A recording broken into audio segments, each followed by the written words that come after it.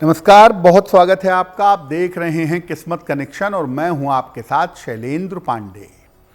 आज बात करेंगे घर में जीवन में प्रयोग किए जाने वाले शहद के बारे में। शहद का महत्व क्या है, इसको प्रयोग करने के तरीके क्या हैं और शहद के प्रयोग से आपको कैसे लाभ हो सकता है, इस विषय पर चर्चा करेंगे। हम आज बात कर रहे हैं शहद के बारे में। तो सबसे पहले जानते हैं कि शहद है क्या और इसका महत्व क्या है। शहद प्राकृतिक रूप से पाया जाने वाला चिपचिपा सा मीठा पदार्थ है और वास्तविक शहद केवल मधुमक्खियों के द्वारा ही बनाया जा सकता है। प्राचीन काल से शहद का प्रयोग औषधि यानी दवाई और धार्मिक कार्यों के लिए किया जाता है। आयुर्वेद में एक प्रक्रिया होती है पंचकर्म। पंचकर्म में भी शहद का विशेष रूप से प्रयोग किया जाता है और पूजा की सबसे महत्वपूर्ण चीज पंचामृत बिना शहद के नहीं बन सकती, यानी पंचामृत में शहद का प्रयोग अवश्य होता है। पौराणिक कथाओं में ऐसा कहा गया है कि देवी ने, माता दुर्गा ने महिषासुर का वध करते समय बार बार शहद का पान किया था। ज्योतिष में शहद का संबंध माना जाता है बृहस्पति के साथ। कुछ हिस्सा शहद में सूर्य और मंगल का भी पाया जाता है, लेकिन मोटे तौर से जब आप शहद का प्रयोग करते हैं तो आप बृहस्पति के संपर्क में आ जाते हैं। जब आप आम जीवन में, सामान्य जीवन में शहद का प्रयोग करते हैं तो उसमें क्या सावधानियां रखनी चाहिए। एक साथ बहुत ज्यादा शहद का प्रयोग नहीं करना चाहिए। शहद का प्रयोग जब भी करें जल के साथ करें, यानी शहद अगर खाते हैं तो जल में मिलाकर प्रयोग करें या शहद के साथ पानी पिएं। सूर्य जब उग रहा हो, अर्ली मॉर्निंग में, सूर्य के नवोदित रहने तक शहद का सेवन सबसे ज्यादा उत्तम होता है।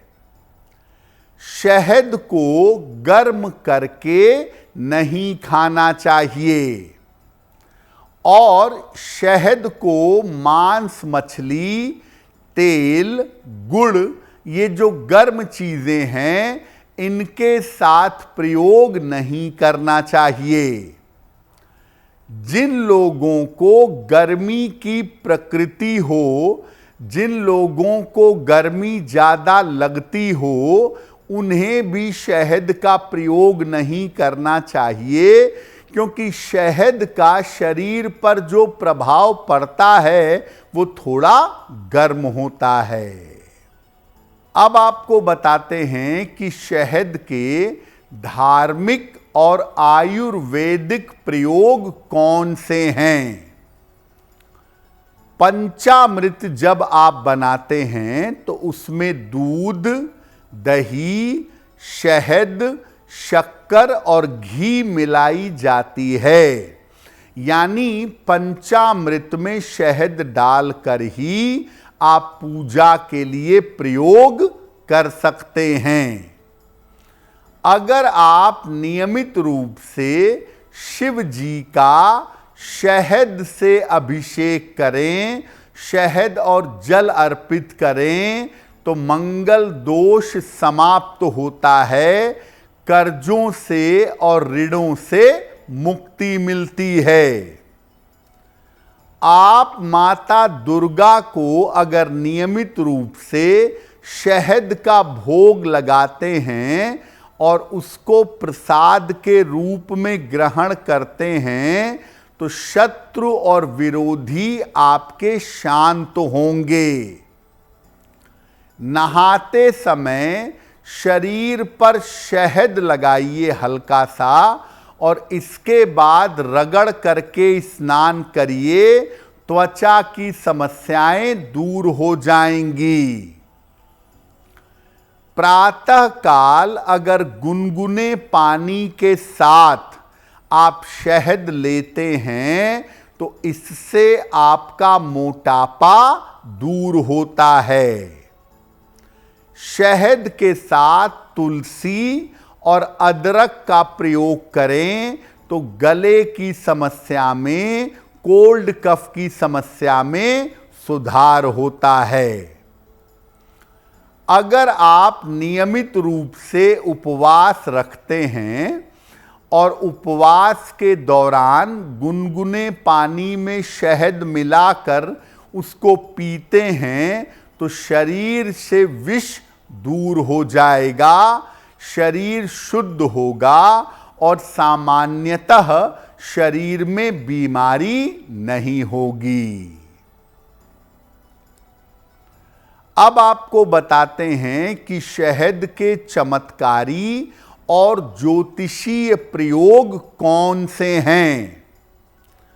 अगर कुंडली में मंगल की वजह से समस्या हो रही है या मंगल समस्या दे रहा है तो शहद मत खाइए, बल्कि इसके बजाय हर मंगलवार को शिवलिंग पर शहद और जल अर्पित करिए। अगर बृहस्पति बुरे परिणाम दे रहा है तो शहद को सोने के पात्र में या पीतल के पात्र में लेकर थोड़ा सा खाना चाहिए।